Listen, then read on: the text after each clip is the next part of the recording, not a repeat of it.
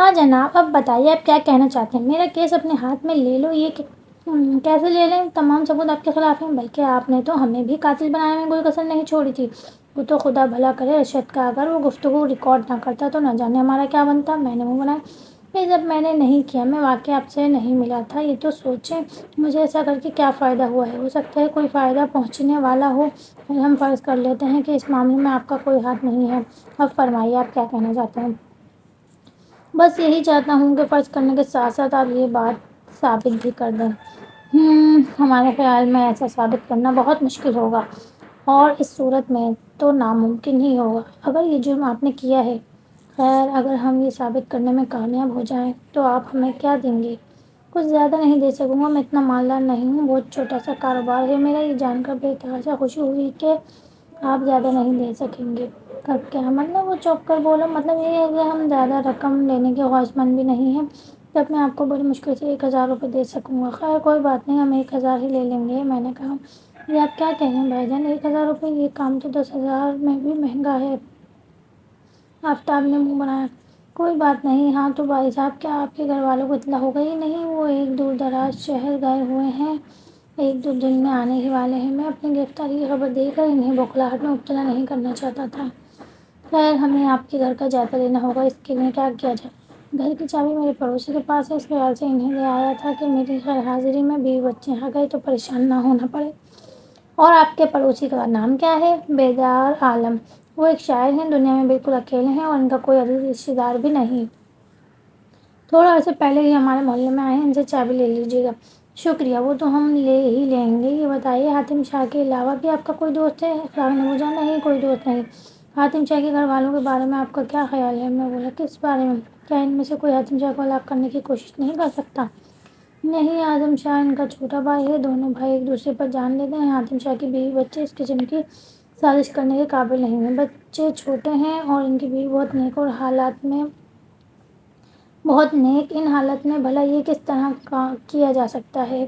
یہ کام ان میں سے کسی کا ہے، اور پھر سوال تو یہ، وہ شخص کون تھا جو میرے میک اپ میں آپ لوگوں سے ملا اور اصلی پستول نکلی کہہ کر آپ کو دے گیا؟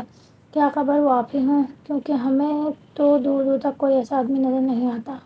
آفتاب نے منہ بنا کر کہا، اف، اگر آپ اب تک اسی خیال پہ جمے ہوئے ہیں تو میرے لیے کیا کر سکیں گے؟ اس نے غمگین آواز میں کہا، ابھی تک ہم کچھ بھی نہیں کہہ سکتے کہ کیا کر سکیں گے اور کیا نہیں۔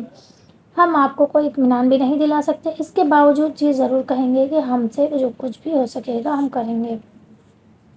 میں نے کہا، اور اب ہم چلتے ہیں؟ اخلاق نے تائب انداز میں کہا۔ ہم جانے کے لیے مڑے ہی تھے کہ اشفاق ٹھٹک کر رک گیا۔ وہ مڑا اور اس کی نظر ریحان بھائی پر جم گئی۔ ہم نے آپ سے ایک سوال نہیں پوچھا۔ وہ سوال بہت ہی اہم ہے، ضرور پوچھیے۔ وہ اہم سوال کیا ہے؟ آپ کو اگر سزا ہو جائے یا پھانسی کی سزا دے دی جائے تو کس شخص کو فائدہ پہنچے گا؟ کسی کو بھی نہیں۔ میرے پاس کون سی جائیداد ہے؟ میری بیوی بچے روتے روتے اپنی جانیں ہلکان کر لیں گے۔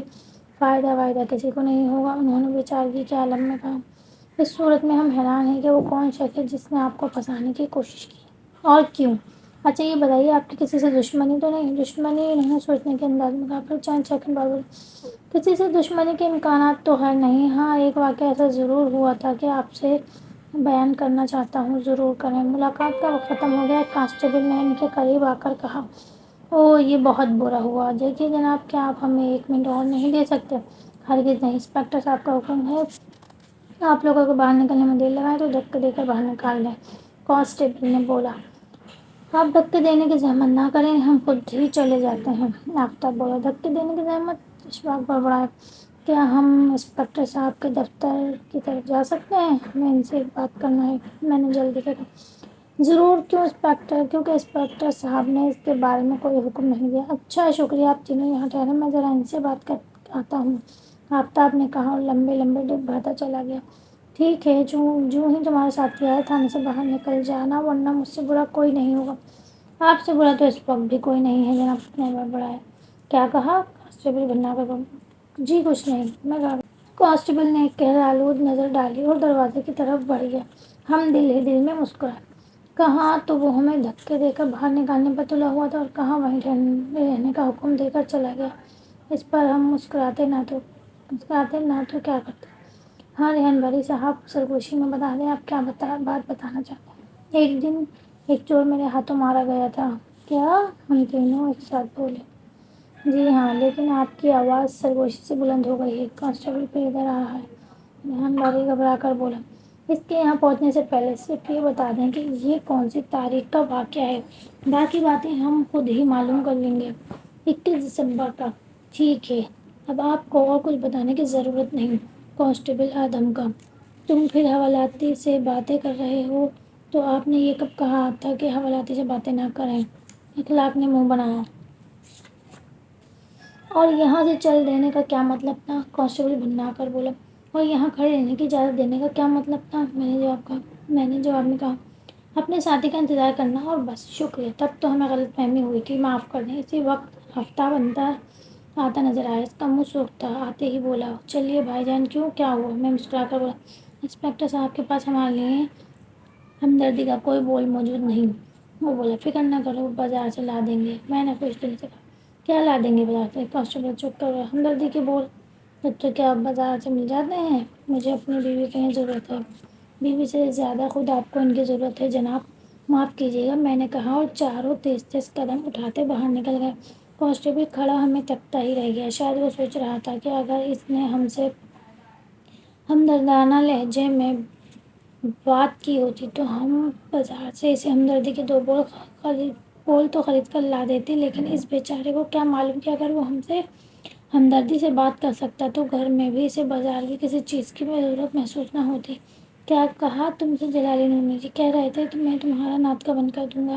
چلو اچھا ہے، بہت دن ہو گئے ناطقہ بند کرا ہے۔ اخلاق نے اطمینان سے کہا۔ اور آپ نے ریحان بھائی سے کیا معلوم کیا؟ 21 دسمبر کو ایک چور اس کے ہاتھوں مارا گیا تھا۔ واقعے کی تفصیل اس نے پوچھا۔ تفصیل پوچھنے کا وقت کہاں تھا، اخبار میں دیکھ لیں گے۔ شاید اس چور کے کسی ساتھی نے اس طریقے سے انتقام لیا ہو، یا پھر چور کے کسی رشتہ دار نے۔ اس کا بھی امکان ہے۔ خیر، پہلے اسی پر کام کر لیتے ہیں، اس کے بعد ریحان باری کے گھر چلیں گے، میں نے کہا۔ اخبار کے دفتر میں پہنچے۔ 21 دسمبر کا اخبار نکلوانے میں کافی الجھن کا سامنا کرنا پڑا۔ آخر حاصل کرنے میں کامیاب ہو گئے۔ اسے دیکھا بھالا لیکن کسی چور کے ہلاک ہونے کی کوئی خبر اس میں نہیں تھی۔ کہیں ریحان بھائی نے تاریخ کو غلط نہیں بتا دی؟ اخلاق نے حیران ہوا۔ کچھ نہیں کہا جا سکتا، تھانے میں پھر جانا ممکن نہیں۔ کانسٹیبل تو کاٹ کھانے کو دوڑنے لگا۔ اب کیا کریں؟ میں بڑھوائی۔ انکل کاشان، آفتاب بول رہا۔ اوہ ہاں، یہ کام ان سے لیا جا سکتا ہے، آؤ چلیں۔ انکل کاشان نے گرمجوشی سے استقبال کیا۔ ان کی ترقی ہو چکی تھی اور اب وہ انسپکٹر تھے۔ میں نے مختصر طور پر حالات سنا دیے۔ مجھ سے کیا چاہتے ہو آپ؟ ذرا ریحان باری کے پاس ہو آئیں۔ مجھے صرف یہ معلوم کرنا ہے کہ کون سی تاریخ تھی جب ایک چور ان کے ہاتھ سے مارا گیا۔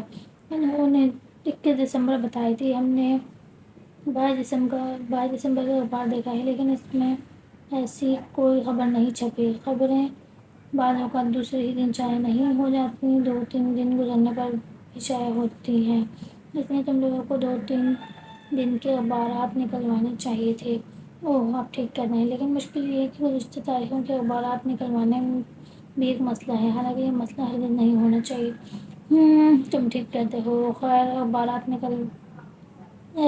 میں نکلوا دیتا ہوں۔ اگر ان سے بھی کچھ معلوم نہ ہوا تو پھر میں ریحان باری سے مل آؤں گا۔ بلکہ بہتر تو یہ تھا کہ تم اس کے پاس مجھے نہ بھیجتے، اکبر راٹھور صاحب کو بھیجتے، ان کے وکیل کی حیثیت سے۔ یہ تجویز بھی مناسب ہے۔ خیر، پہلے تو آپ اخبارات نکلوا دیں۔ انکل کاشان کی مدد سے ہم آدھے گھنٹے بعد پورے ہفتے کے اخبارات حاصل کرنے میں کامیاب ہو گئے۔ پھر ان کو پھیلا کر بیٹھ گئے اور لگے اس خبر کی تلاش میں نظریں دوڑانے۔ آخر 3 دن بعد یعنی 24 دسمبر کے اخبار میں ہمیں وہ خبر نظر آ ہی گئی۔ سرخی یہ تھی، ایک چور ایک مکان کی چھت سے گر کر ہلاک۔ تفصیل کچھ اس طرح تھی۔ 21 دسمبر کی رات کو ایک چور ایک شخص ریحان باری کے گھر میں پانی کے پائپ کے ذریعے داخل ہونے میں کامیاب ہو گیا، لیکن اس سے پہلے کہ وہ کچھ چوری کرتا، مالک مکان کی آنکھ کھل گئی۔ اس نے چور کو للکارا تو وہ سیڑھیاں چڑھ کر چھت کی طرف بھاگا۔ مالک مکان بھی ایک لاٹھی لے کر اس کے پیچھے بھاگ کھڑا ہوا۔ وہ بھی پائپ پر پیر جمانے کی کوشش کر رہا تھا کہ مالک مکان کی لاٹھی اس کے سر پر لگی اور وہ نیچے جا گرا۔ نیچے گرتے ہی اس نے دم توڑ دیا۔ بعد میں ریحان باری نے اپنے علاقے کی تھانے میں حاضر ہو کر اس واقعے کی تفصیل بتائی۔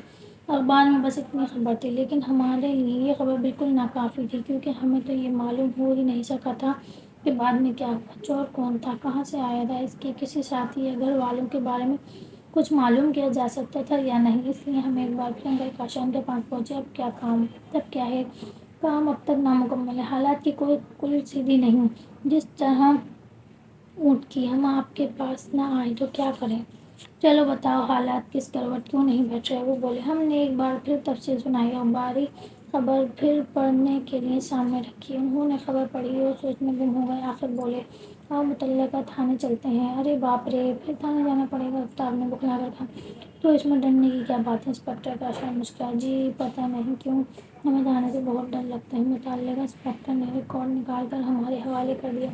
اس میں اس چور کی تصاویر بھی تھیں اور دوسری تفاصیل بھی تھی۔ ہم اس میں گم ہو گئے۔ چور ایک لمبے قد کا آدمی تھا۔ اس کے دائیں گال پر ایک ابھرا ہوا سیاہ تل تھا۔ کے بارے میں کوئی سراغ نہیں لگایا جا سکتا تھا کہ وہ کون ہے، کہاں رہتا ہے اور چور کا پیشہ کب سے اختیار کر رکھا ہے۔ نہ ہی پولیس میں اس کا کوئی ریکارڈ پہلے سے موجود تھا۔ گویا وہ پہلے مرتبہ کسی مالک مکان کی زد میں آ گیا اور مارا گیا۔ اس لحاظ سے ہمارے لیے یہ معلومات بھی نامکمل تھی اور ہمارے کسی کام کی نہیں تھی۔ ہم نے اخبارات لپیٹے اور اٹھ کھڑے ہو گئے۔